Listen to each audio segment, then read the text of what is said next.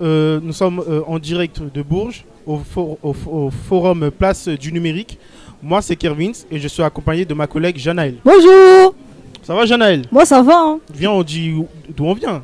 On vient des jeunes de la mission locale de Bourges. On est les jeunes de la mission locale de Bourges. Nous avons un atelier sur le thème du numérique dans ce live Twitch qu'on est en train de faire. Et je vous demande d'accueillir Ophélie et Pauline sur l'addiction. Parler sur l'addiction avec les promeneurs du net. net. Entendez nos applaudissements, s'il vous plaît.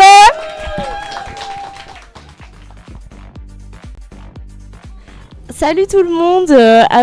Aujourd'hui, nous allons parler des addictions liées aux écrans. Alors, peut-on vraiment parler d'addiction concernant les écrans? D'ailleurs, les viewers dans le chat, n'hésitez pas à nous donner votre avis sur la question. On parle d'addiction pour désigner le manque qu'on peut ressentir lorsqu'on est privé de quelque chose qui n'est pas vital. Les addictions comportementales affectent les mêmes circuits cérébraux que les addictions liées à la drogue, au tabac ou à l'alcool. En tout cas, les écrans nous forcent à répétition à regarder un brouhaha d'informations. Il s'agit de regarder pendant des heures des informations diverses et variées pour au final ne rien retenir car on en reçoit tellement d'un coup que notre cerveau est incapable de les assimiler. Et à force, cela trouble notre attention pour se concentrer en fait. Ah oui, il faut... Alors, comment se fait-il qu'on prend l'habitude d'aller sur nos écrans? À travers divers mécanismes, les plateformes affectent le cerveau de l'utilisateur qui va libérer d'importantes quantités de dopamine, hormone du plaisir, qui, à terme, va provoquer un dérèglement de notre système cérébral.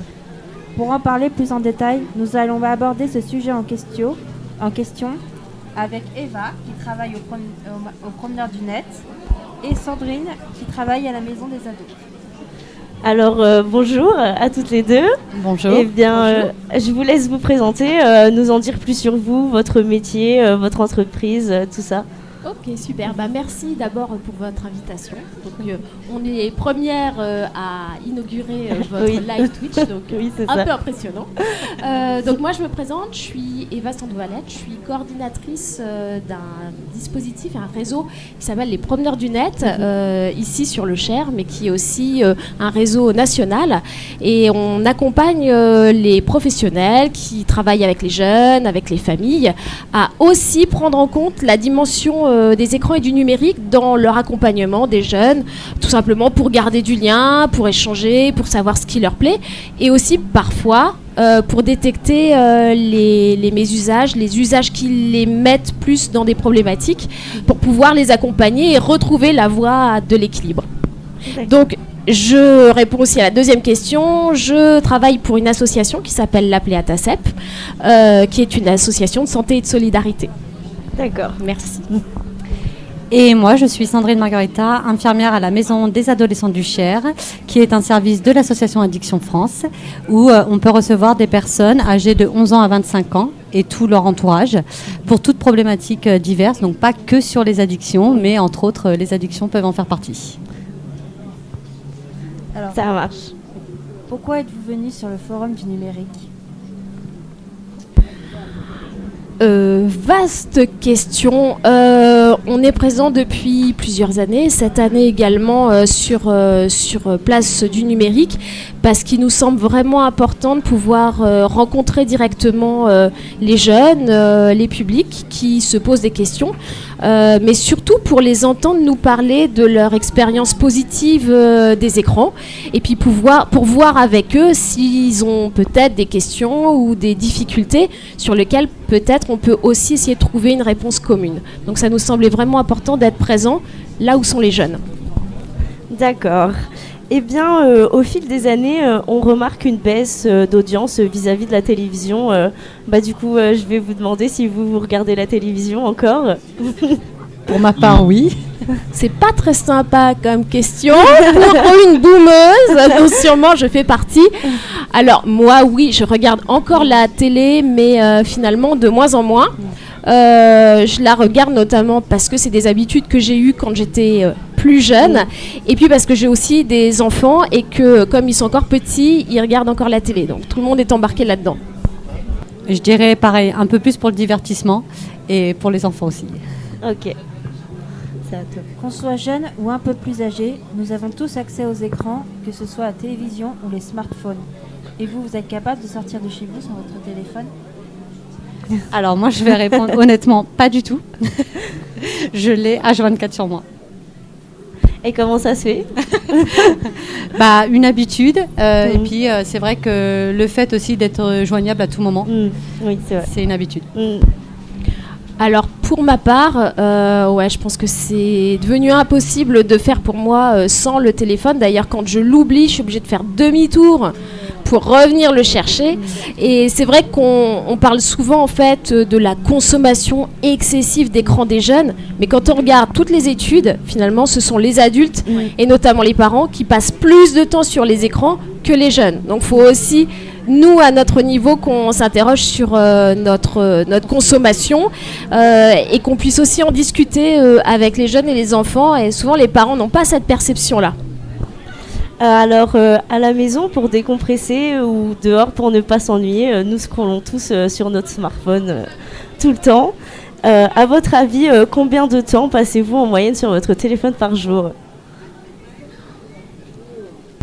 Ça dépend, le personnel ou le professionnel? Personnel. Alors moi, j'irais en moyenne 2 heures facile. Ouais. Ok. Je pense que je suis sur la même proportion, mais parce que pendant la journée, je me suis gavée en fait de téléphone, donc je pense que je suis à peu près sur la même proportion. Personnel, hein. Oui. L'important, c'est de se rendre compte de l'impact que cela a sur notre cerveau, quoi. On vous dira ça après. Ah oui. Quel est le réseau social que vous utilisez le plus et pourquoi?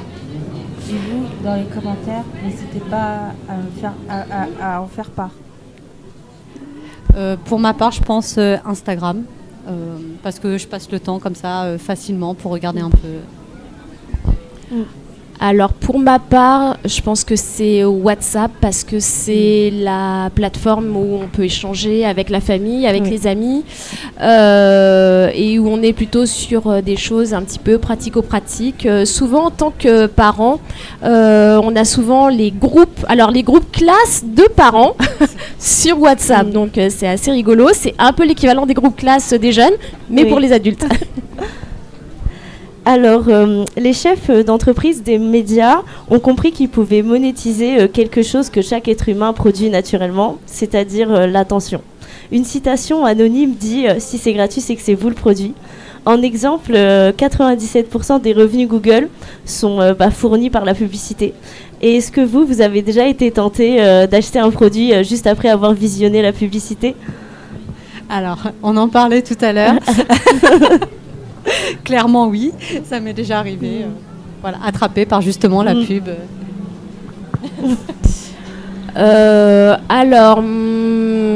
Si je suis honnête, je pense que oui, j'ai déjà été tentée.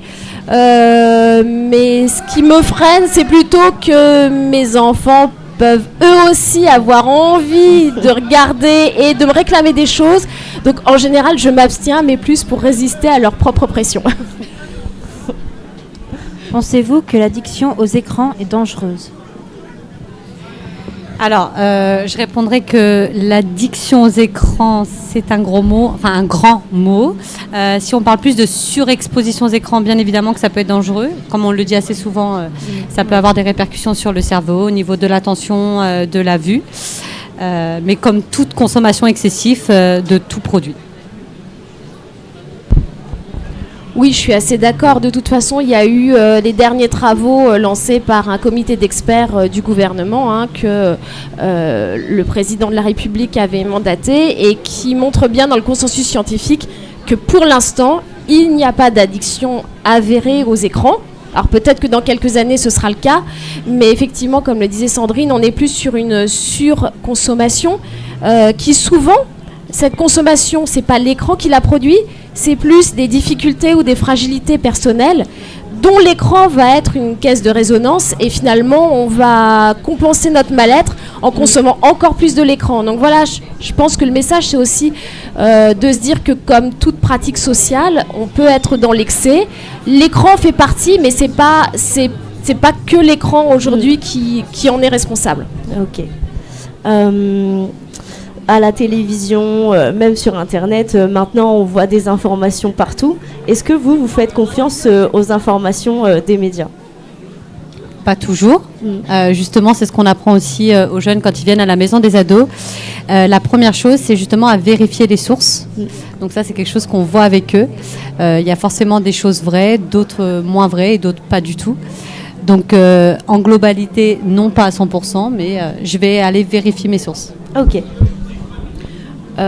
Alors, pour ma part, je pense que ça va être déjà, c'était compliqué de parfois savoir quel était le vrai du faux dans certaines informations.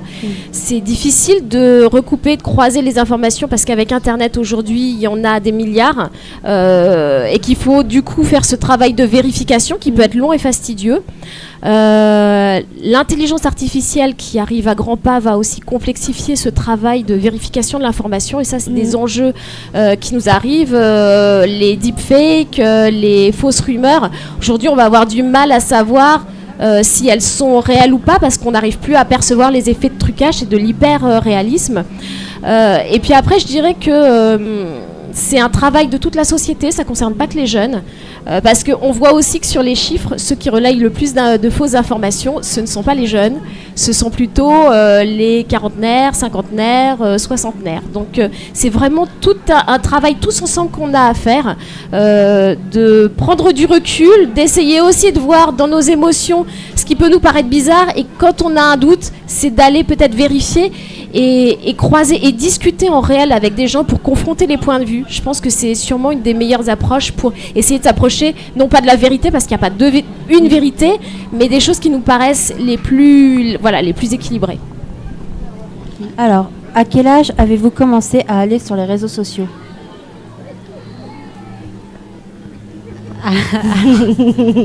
Le réseau, je crois, c'était Facebook. Et à quel âge Ouais, j'irais vers 13-14 ans.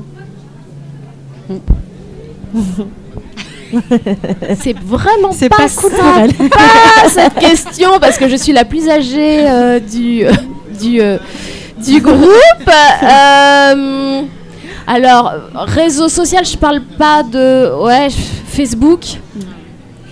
Est-ce que je peux le dire ? Oui. 2014.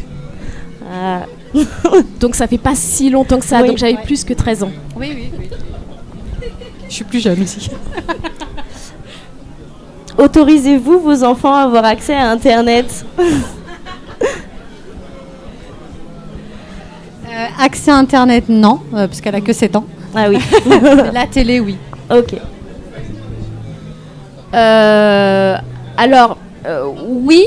Oui, effectivement. Alors, j'ai tenté de limiter au maximum, comme tout parent qui se respecte. Et puis à un moment, il y a le fait qu'on vit dans une société aujourd'hui qui est complètement connectée.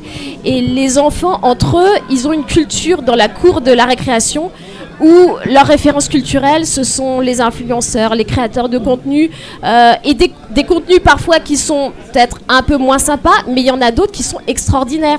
Et donc cette culture-là, il faut aussi pouvoir leur donner accès. Donc comme le disait Sandrine, c'est déjà de pouvoir les accompagner pour les aider à trouver des ressources pour naviguer en toute sécurité et trouver des ressources positives qui vont alimenter finalement une socialisation sympathique, des échanges avec des copains, une culture. Mais après, effectivement, j'avoue que le confinement est passé par là et j'ai un peu lâché prise. Donc j'ai laissé mon enfant aller sur Internet plutôt à 8-9 ans, un peu tout seul, mais tout en ayant quand même la vigilance de l'avoir dans une salle commune, la cuisine, le salon, pour qu'il puisse m'interpeller et passer de temps en temps pour aller regarder ce qu'il pouvait faire. Alors, du coup, j'ai deux questions. Vous le mettez dans une pièce commune pour que vous puissiez le surveiller. Et est-ce que vous mettez un contrôle parental ? En plus. Question suivante. Vous avez vraiment des questions pièges, hein. Et j'en aurais aussi une autre.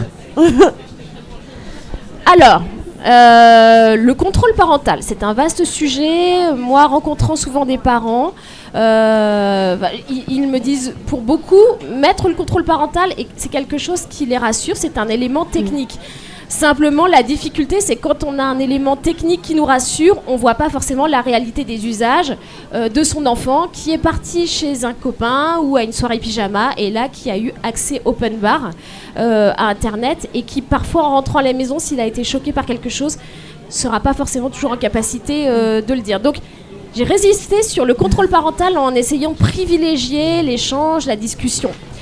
Maintenant, j'avouerai que sur le jeu vidéo, je me suis posé la question du contrôle, non pas parental, mais du contrôle de temps. Parce qu'en fait, on voit que c'est très immersif, c'est très ludique, et que parfois les enfants, mais je pense que nous aussi, on a du mal à s'arrêter quand on est dans une quête. Donc je me pose la question du contrôle parental quand même. Et pour revenir à ce que vous avez dit tout à l'heure, vous avez parlé de la nouvelle jeunesse des jeunes. Est-ce que vous trouvez que Internet gâche un peu, entre guillemets, la jeunesse des jeunes maintenant comparée à avant ?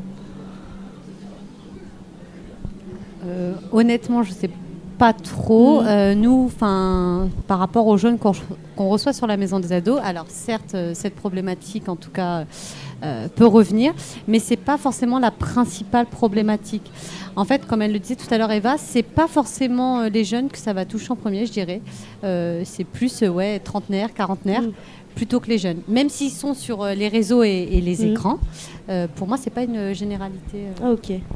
Et moi, j'ajouterais que je trouve pas en fait que le numérique, les écrans, les usages numériques gâchent la jeunesse, parce qu'en fait, je pense que on a la même jeunesse, c'est-à-dire qu'on est humain et on passe tous par les mêmes étapes. Simplement, les moyens technologiques vous donnent l'occasion de faire des choses que nous, on aurait sûrement rêvé de faire, mais qu'on n'a pas pu faire. Donc, je pense tout simplement que ça change un petit peu les modalités d'expression de la jeunesse, mais que finalement, ça reste toujours les mêmes considérations, les mêmes envies, les mêmes émotions, et qu'en revanche, à nous, adultes, à nous, communauté éducative, de les comprendre, de s'y intéresser, pour pouvoir les accompagner, mais tels que nos parents ont aussi dû accompagner nous, notre génération, ma génération télé. Donc je pense que c'est plus un problème de société. Ok.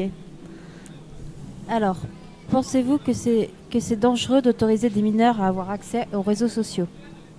Alors, comme je le disais tout à l'heure, pour ma part, non. Encore une fois, il s'agit plus de ce qu'ils vont en faire, de la consommation qu'ils vont en avoir. Et comme tout, en fait, il suffit juste de les accompagner. Je ne dirais pas mieux.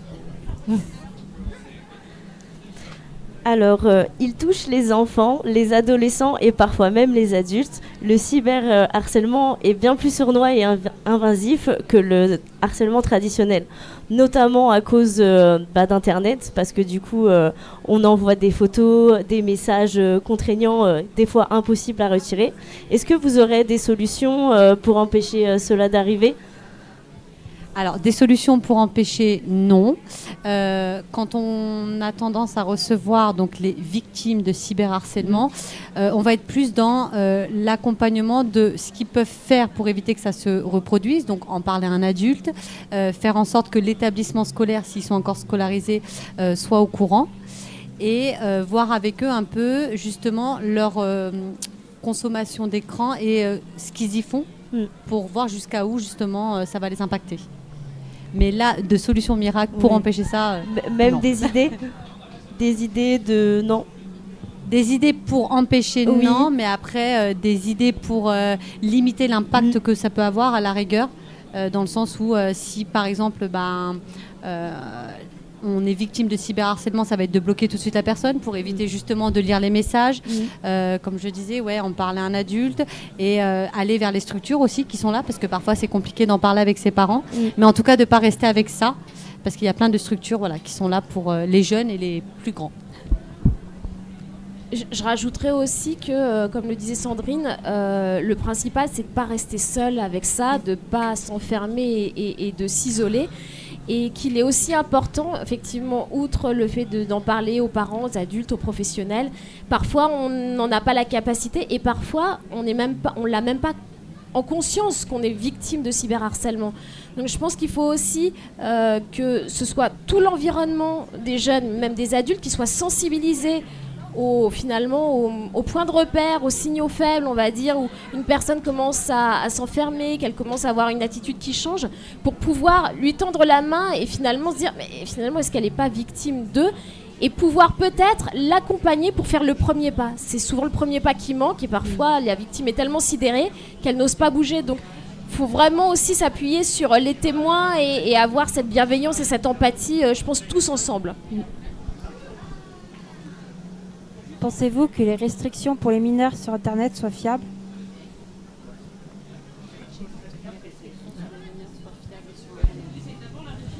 Non, puisque tout le monde peut mentir sur son âge. Donc fiable, non, mais après, comme tout, ça peut avoir en tout cas quelque chose de bénéfique, mais c'est pas fiable. Même avis. Même avis, on peut pas. Aujourd'hui, techniquement, on peut pas contrôler l'âge. Et il faut effectivement miser, je pense, sur l'éducation et parler de ces situations-là pour pouvoir accompagner. Pourquoi se dire qu'aujourd'hui, pour les mineurs, il y a certaines limites, c'est pour les préserver. Et c'est surtout leur proposer des espaces où ils peuvent parler de ce qu'ils ont vu, de ce qu'ils ont pu ressentir, des espaces de verbalisation pour prendre du recul et mettre à distance des situations qui pourraient être traumatisantes ou choquantes. Passer trop de temps sur les réseaux sociaux peut avoir un effet assez désastreux sur la santé mentale. Plusieurs études ont trouvé un lien entre les réseaux sociaux et certains problèmes mentaux, par exemple l'anxiété, la dépression, la solitude, et pour aller plus loin, l'automutilation, les pensées suicidaires. Et tout ça par l'intermédiaire des influenceurs, car sur les réseaux sociaux, ils montrent que le bon côté, et du coup ça peut créer un mal-être physique et mental chez les jeunes surtout. Est-ce que vous avez pareil des idées pour empêcher que cela peut arriver, tout ça?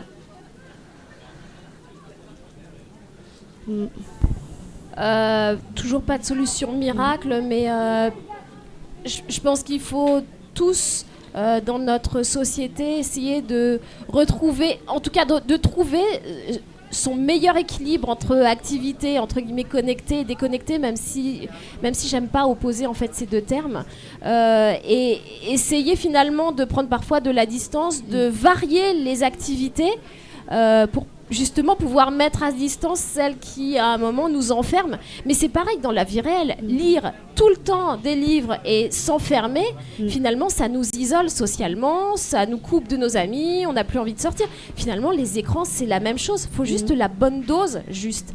Alors effectivement il y a des mécanismes addictogènes, puisque les plateformes conçoivent tout pour capter notre attention, mais à nous tous ensemble d'essayer de prendre un petit peu de distance pour trouver notre équilibre.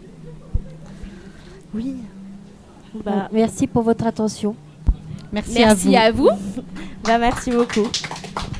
Et puis maintenant, merci aussi aux viewers qui nous regardent. Et puis maintenant, on va laisser la place à Anthony qui va vous parler un peu du e-sport.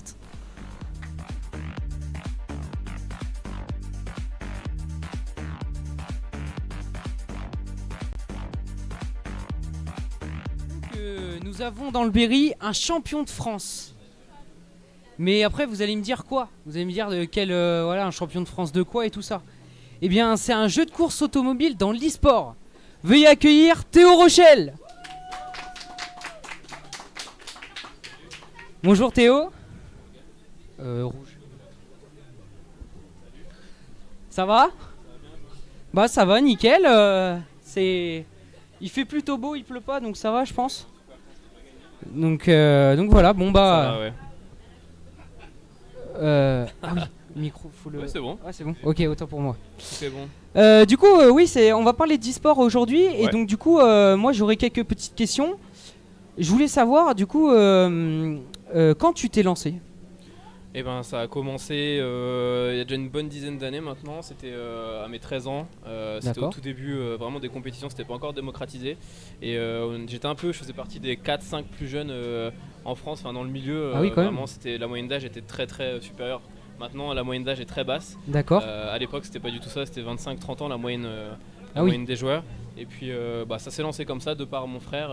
On avait la même passion, l'automobile. D'accord. Après, l'e-sport, c'est venu un peu après, mais c'était surtout la passion de l'automobile et puis du jeu vidéo, quoi. D'accord. Donc du coup, tu as commencé très jeune, Ouais. mais à partir de quel âge tu as commencé à être joueur professionnel? À partir de quel âge, dis-moi? Ouais, tu es devenu joueur professionnel en fait. Il y a eu d'abord du semi-pro, après ensuite il y a eu du professionnel plus vers l'âge de 15-16 ans. D'accord. C'est un milieu qui est très dur dans tous les cas. Oui. L'e-sport en général, c'est un milieu qui est quand même assez compliqué. Ouais. Mais c'est autour de ces âges-là où on commence à toucher les grosses compétitions, et ça s'est vraiment concrétisé quand j'avais 18 ans. 18-19 ans, c'est venu un peu plus tard. Ouais. Les grosses compétitions sont venues plus tard. Ouais. D'accord, ok. D'accord. C'est quand même... ça a mis du temps quand même. Je pensais pas que ça mettait autant de temps, quoi. Ça mettait autant de temps. Mais pour les gens qui nous regardent, comment on devient joueur professionnel en fait?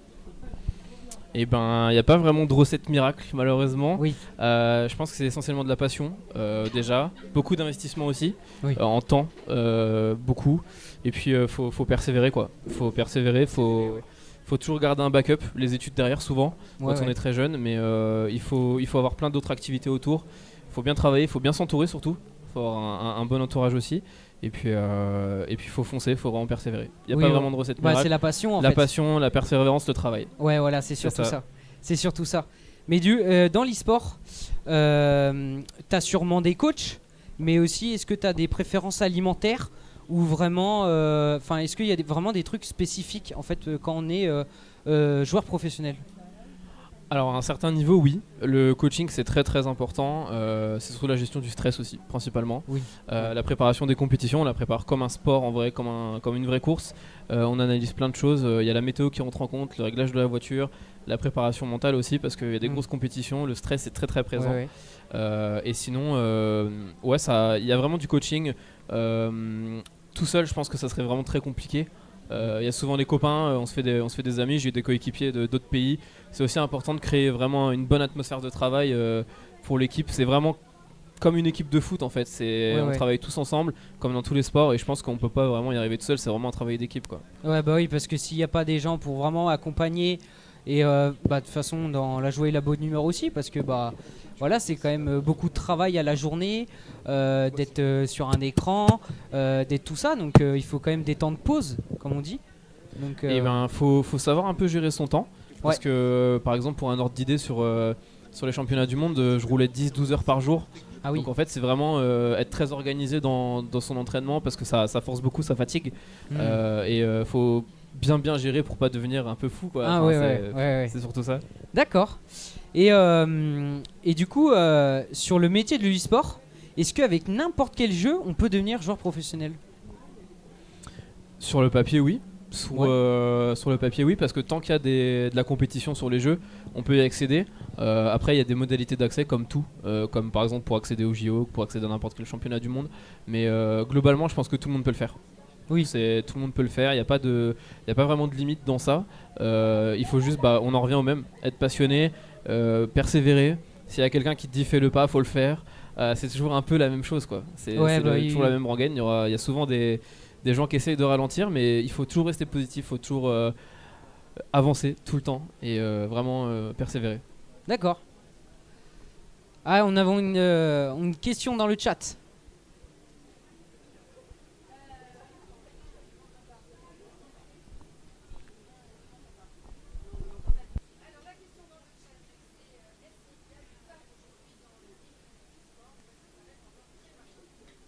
Merci Geneviève pour cette question. Est-ce qu'il y a des femmes dans l'e-sport aujourd'hui? De plus en plus. C'est vrai que en sim racing, il y en a pas mal. En ce qui me concerne, c'est plus le sport automobile. Donc c'est très il y a un pont entre l'automobile, le sport auto et le sim racing, le virtuel. Et c'est vrai qu'il y a de plus en plus de femmes dans le sport auto réel, dans le sport auto virtuel aussi, dans l'e-sport.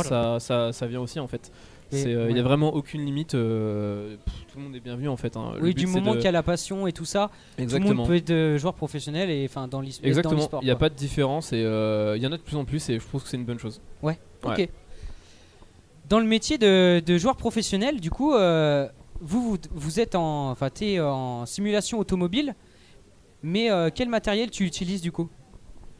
Et ben on utilise exactement tous les instruments qu'on peut retrouver dans une vraie voiture. Un volant, des pédaliers, un pédalier, oui. Un siège et un châssis, ce qu'on appelle le châssis, qui tient tout le matériel, des écrans. On peut être soit en simple écran, soit en triple écran pour vraiment étendre son champ de vision. Et puis après, il n'y a pas vraiment de matériel de base. Enfin, il y a un matériel de base, mais il n'y a pas de matériel, il n'y a pas une recette miracle en fait. C'est-à-dire qu'on peut très bien faire de la compétition avec 3 fois rien, comme un gros setup énorme quoi. Oui, bah oui. Après, oui, c'est en fonction du confort. Exactement. Et tout ça du matériel quoi. D'accord.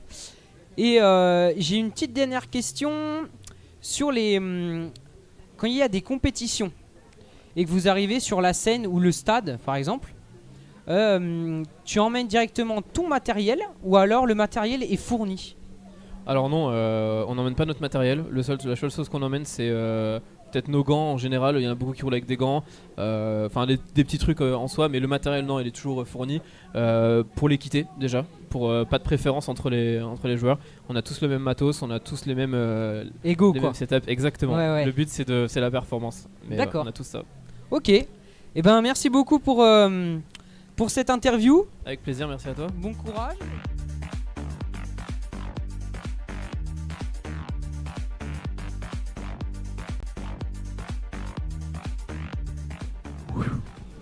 Bon ben, bon, j'espère que vous avez bien suivi ce live et que ça vous a plu. Là, on va parler d'entrepôt. Janelle, tu sais c'est quoi entrepôt? Non, déjà, c'est moi qui dois présenter. Tu dois Ah faire ouais 5 pompes. Hein. 5 pompes. 5. Je vais dire pourquoi. On doit faire 5 pompes. Ah, Moi et bah, mon collègue. j'ai un peu la flemme. Ouais, je sais, j'ai un peu la flemme. Pourquoi il doit faire des pompes avec mon collègue? Vous connaissez peut-être le baby-foot. Du coup, celui qui devait gagner doit faire des pompes. Du coup, tu dois faire des pompes. Non, j'ai un peu la flemme. Bon, ben, nous allons, sans plus tarder, accueillir Malika. Attends, Malika. d'applaudissements pour Malika, s'il vous plaît.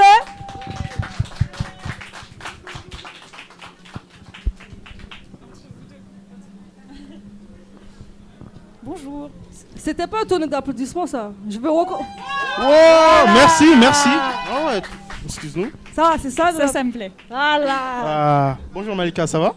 Ouais, ça va et vous? Très Ça bien, va très bien.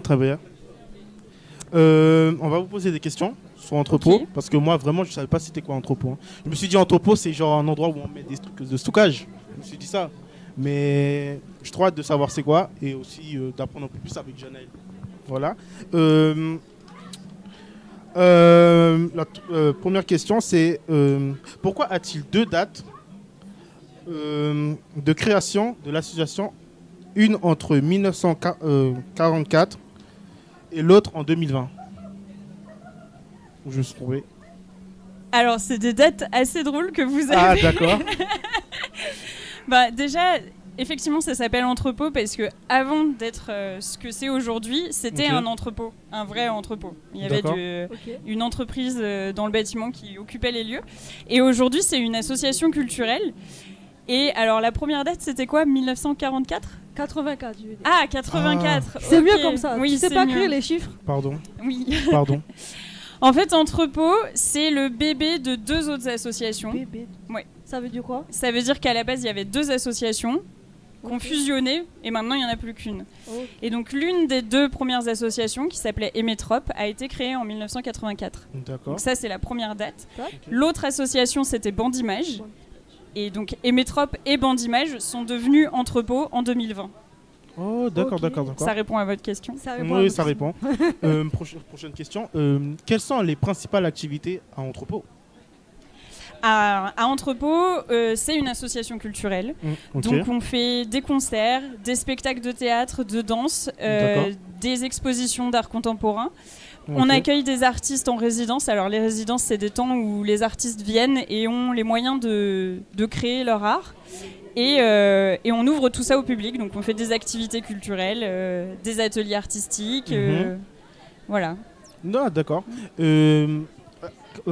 Combien avez-vous de salariés à Entrepôt? Alors ça varie, mais on est une petite vingtaine. D'accord. Janelle a des questions pour vous. Quel type d'artistes accueillez-vous dans vos locaux d'entrepôt?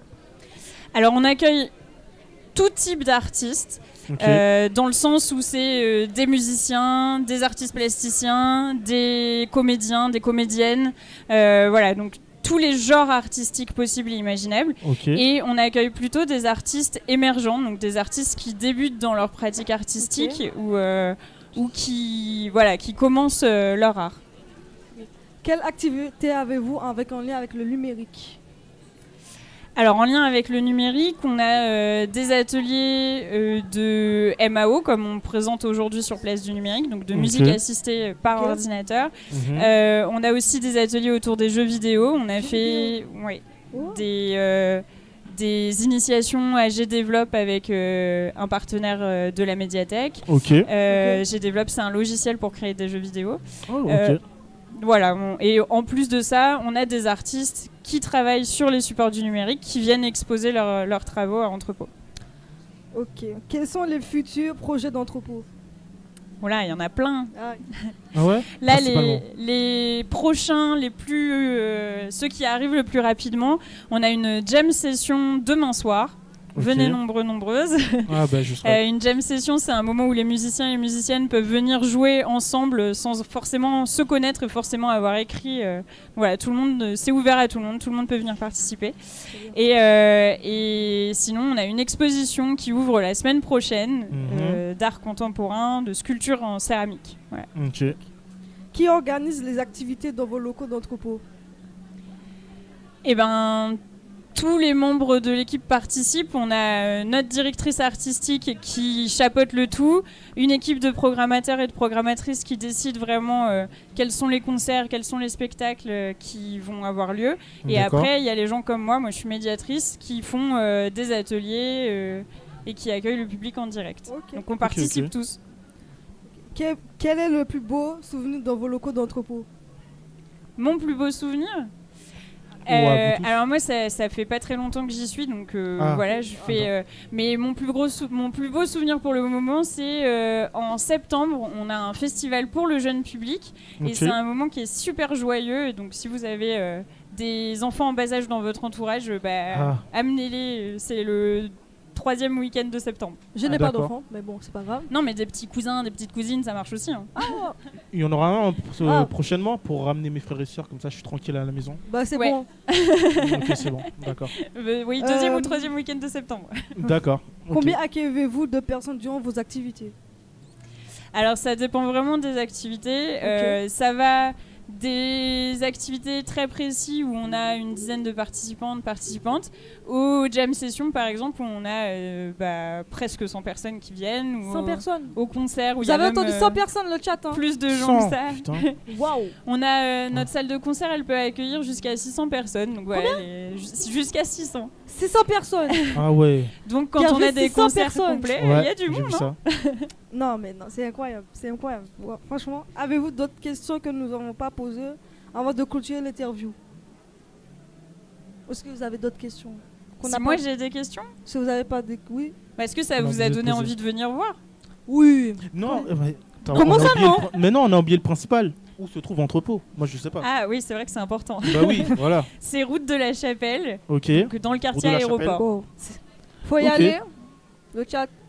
Voilà, on vous remercie, Manika. Manika. De vos questions? Non, c'est bon. C'était très intéressant. Merci à vous de m'avoir accueilli avec vous. Ouais, Attends, tout à l'heure. Waouh. Bon, on fait le débat, c'est ça? Bon, on fait le débat sous les bananes plantains.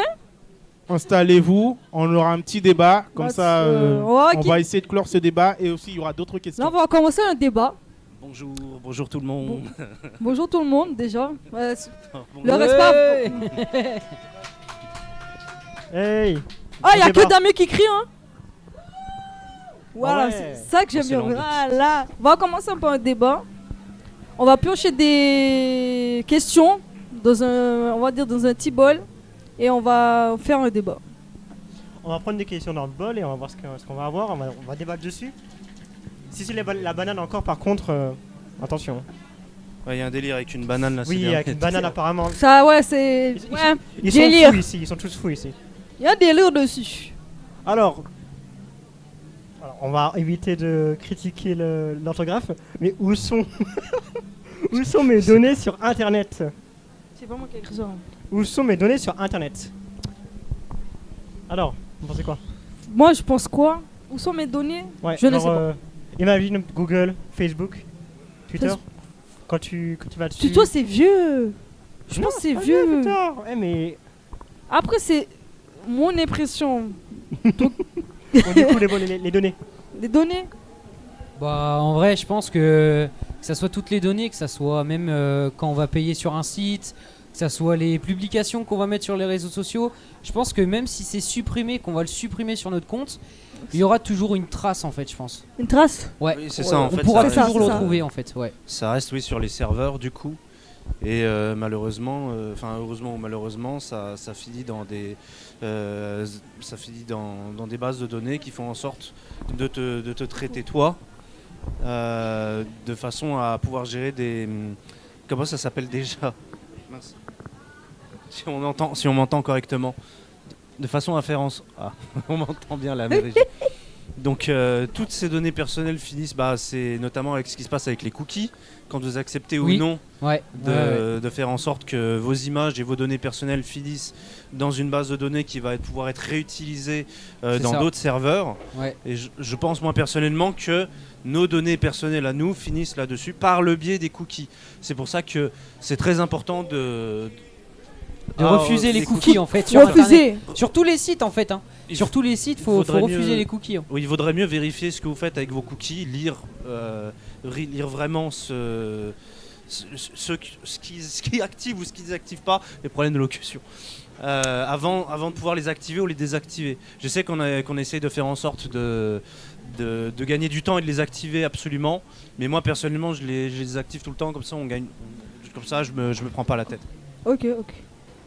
Bon, du coup, les cookies, en vrai, je m'en fiche, moi. Je m'en fiche, les cookies, moi. Toi tu t'en fiches. Tout le monde est en mode, mais les gens, il faut faire attention avec ça, il faut pas les accepter. Je m'en fiche, moi. Vraiment. En fait, c'est pas un problème. l'argument avancé c'est le fait que Mais je comprends. de par ce biais-là aussi, et c'est ce qu'on lit quand il y a une validation de cookies par exemple, ça finit aussi dans la publicité. Donc vous êtes ciblé sur vos recherches et ce que vous aimez du coup, de façon à ce que la publicité vienne à retomber sur vous. Et c'est d'ailleurs ce qui fait écho avec le précédent débat, savoir si les publicités sont ciblées vis-à-vis de telle ou telle personne. Oui, c'est ce qui... C'est important. C'est comment que ça marche, oui. C'est important. En effet. On change de sujet? Bon, on va changer. Hein. Tu pioches, je Ah, pioche. deuxième sujet. Tirons un autre sujet magique dans le gobelet des sujets La banane. magiques. Quand on passe sur la banane Allez, plantain, jeune demoiselle. parce que là... Les jeunes mademoiselles, hein. Attends. Alors c'est quoi l'autre question? Est-ce que les robots remplacent un jour l'humain? Je sais pas qui. Vraiment, que je- Alors, il est je- Parce conjugué que- au mais c'est ça présent qu'elle a- ou au futur? Est-ce que les robots nous remplaceront? Ah, au futur, enfin Au conditionnel. futur, je pense que oui. Oui. Je pense que oui, parce que là, en ce moment, les humains sont pas très, ils sont pas trop intelligents. Si, au contraire. Au contraire, tu peux. Au Moi, contraire. je pense que non. Ils ne remplaceront pas. Parce que, par exemple, on le voit aujourd'hui, avec tout ce qui est l'art et tout le reste, c'est inutile. Par exemple, un robot ne peut pas créer de l'art généré par l'IA, et du coup, ce n'est pas possible de copyrighter ça. Et donc, pas copyrighté, donc les business ne peuvent pas faire des choses avec des robots, par exemple. Et il faut C'est- des humains. C'est vrai. Après, les lois peuvent évoluer. Mais moi, je trouve que, même pour plein de choses, que ce soit vraiment des trucs très complexes, on ne pourra pas. Vas-y, y a pas de souci. Bon, en vrai, moi je pense que au niveau de tout ce qui est robotique et tout, que ça soit même dans les entreprises, même maintenant, il y a beaucoup de robots qui ont remplacé l'humain. Donc en fait, ça fait déjà des emplois en moins. et avec au futur ou quoi que ce soit, ça avancera et il y aura de moins en moins d'emplois dans tout ce qui est les usines. Parce que c'est vrai que l'usine en soi, quand on parle de usine, c'est surtout faire tout le temps la même chose, du travail à la chaîne, tout ça, c'est pas quelque chose que les gens ont envie de faire. Mais ouais, c'est sûr qu'il y a des emplois qui vont être en moins, quoi. Ou alors, hypothétiquement, on peut penser aussi que les robots et les humains seront complémentaires dans le futur aussi. Le fait que, ne serait-ce qu'au travail ou à la maison, faire en sorte que nous vivons dans une société où les robots nous aident c'est déjà le cas aujourd'hui, notamment quand vous regardez sur Amazon tout ce qui est en lien avec la livraison et tout ce qui est gestion des commandes et ce genre de choses. On utilise déjà des robots pour... Ou alors tout ce qui est lié à tout ce qui va être lié avec l'ultime ou des fins vraiment scientifiques et pointilleux. Je m'avance, c'est tout ce qui a un lien avec notamment les missions spatiales. Donc si on avance vraiment dans des domaines où c'est déjà limite pour l'être humain, notamment pouvoir aller dans l'espace ou aller sur Mars par exemple, utiliser des robots pourrait donner un petit coup de main en plus. Donc on peut se poser là-dessus aussi. Ouais, c'est ça. Voilà. Ouais. Après, n'hésitez pas à nous dire aussi, que ça soit sur live ou dans les commentaires, de ce que vous en pensez de ces deux petits débats qu'on a eus. Ça fait toujours plaisir de savoir un peu vos ressentis, quoi. On va repiocher un dernier. C'est le dernier, allez, c'est à mon tour. Allez, go. Je l'ai. J'espère que tu vas pas tomber sur les bananes plantains. Alors j'en sais rien parce sinon, que ça va être drôle, sais pas vos ça questions. va être drôle ça. Alors, préparez-vous à être étonnés parce que la question c'est banane plantain aplati ou écrasé. Ah là là, Alors, c'est la question que j'attendais. Ce que c'est bien parce que ça contraste C'est totalement. la question que j'attendais. Ça contraste pas mal avec ce qu'on avait précédemment. Et moi déjà j'y connais rien du tout, donc moi ça va être. Je t'explique la banane plantain. En fait, je m'en fiche. La poire c'est mieux. Hein? Les poires c'est mieux que les bananes. Les poires? Oui. Les poires. Les framboises c'est mieux aussi. Bah ils sont même pas. Les bananes, en fait les bananes c'est genre. Non, en bas de la liste. Non, par contre, tu peux pas dire ça en bas comme la liste, ça. en bas Tu la peux liste. pas dire ça. C'est Parce en que bas la dans liste. notre pays à nous, à En la bas de la liste, les Martinique, bananes. dans le pays à nous, la Martinique, il y a deux sortes de bananes. Il y a les bananes plantains et les bananes. Je sais plus. Les bananes quoi? Bananes pesées, voilà, je cherchais le mot. Ouais. Bon, c'était un petit sujet comme ça, on va passer à un autre, c'était du troll. C'est pas écrasé justement. Hein. Dans le chat, si vous connaissez des bananes plantains ou des bananes pesées, vous nous dites, parce que c'est pas écrasé. Bon, on va passer à notre question. C'est bon? Ah bah non, c'était la dernière à pas en rajouter une autre. Ouais, c'est bon? Oui. Y'a qui parle? Et pour ça, en fait, on va accueillir Manu. Donc faites un tonnerre d'applaudissements pour Manu. Bonjour Manu. Tac. Bonjour. Ça va? Ça fonctionne? Ça va. Et toi? Ça va? Bah ça va. Bon, aujourd'hui il a un masque avec nous parce que faut qu'il par rapport à la cybersécurité, faut qu'il garde l'anonymat. Donc voilà. Bah expliquez-nous un peu, présentez-vous, votre plateforme, enfin tout ça, voilà. Alors, donc moi je suis Manu, je travaille pour une association qui s'appelle la Labo Média. D'accord. On fait plein de choses autour des arts numériques, etc. On a un Fab Lab, on est capable de fabriquer des choses, de fabriquer des œuvres, d'apprendre les techniques et d'apprendre à les déconstruire aussi, comprendre un peu comment tout ça fonctionne et les critiquer. Et notamment, on fait aussi de la sensibilisation sur la question de la protection de la vie privée. Et donc c'est une des raisons pour lesquelles aujourd'hui je m'amuse et je porte ce joli masque. Oui, merci très à beau, celles et d'ailleurs. ceux qui l'ont fait. Parce que derrière ce masque, il y a un visage. Et ce visage, c'est une information privée. C'est une information qui fait partie de mon identité. D'accord. Voilà. Et donc cette information-là, aujourd'hui, on pourrait en faire plein de choses. Oui. Voilà, qu'est-ce qu'on pourrait en faire de... que ça soit mettre sur des sites inappropriés. Alors voilà, effectivement, on pourrait me faire des mauvaises blagues. Ou, c'est ça, ou totalement. pire que des blagues. Ou utiliser votre identité pour acheter ou pour vous faire passer pour vous, en fait, totalement. Voilà, donc on pourrait détourner mon identité. Il y a des gens qui font ça, effectivement, qui vont se faire passer pour d'autres personnes. Donc effectivement, du coup, le visage est une information sensible. C'est aussi utilisé aujourd'hui dans le cadre de ce qu'on va appeler, par exemple, la reconnaissance faciale. Oui. Ça vous parle, la reconnaissance faciale? Oui, beaucoup. Il y en a beaucoup de reconnaissance faciale. Maintenant, il y a pratiquement que ça. Pour accéder à une application, on va utiliser la reconnaissance faciale. Pour ouvrir notre téléphone, on va utiliser la reconnaissance faciale. Donc, maintenant, ça fait partie un peu de nos vies, quoi.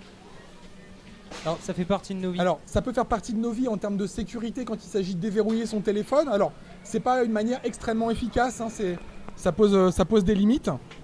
Alors, on a un peu de tempête autour de nous. De la même manière, en fait, cette reconnaissance faciale, elle va aussi être utilisée dans certains pays pour reconnaître où sont les gens dans la rue. Oui. On sait par exemple que en Chine, la reconnaissance faciale, là où il y a des caméras, elle est utilisée et qu'en fait les caméras et les ordinateurs qu'il y a derrière vont reconnaître les visages des personnes dans les rues et que ça va servir à la surveillance, voire à la répression en Chine. D'accord, ah voilà. oui. Donc du coup ça pose des questions, bah oui mais si on connaît notre visage, si on expose notre visage, eh ben on va faciliter ce genre de choses. Oui, faciliter à plein de choses. Quoi. D'accord. Soit dit en passant, là je vous parle de la Chine, mais en fait en France, il y a des lois sur justement la reconnaissance faciale algorithmique qui sont en train de passer, notamment dans le cadre des Jeux Olympiques.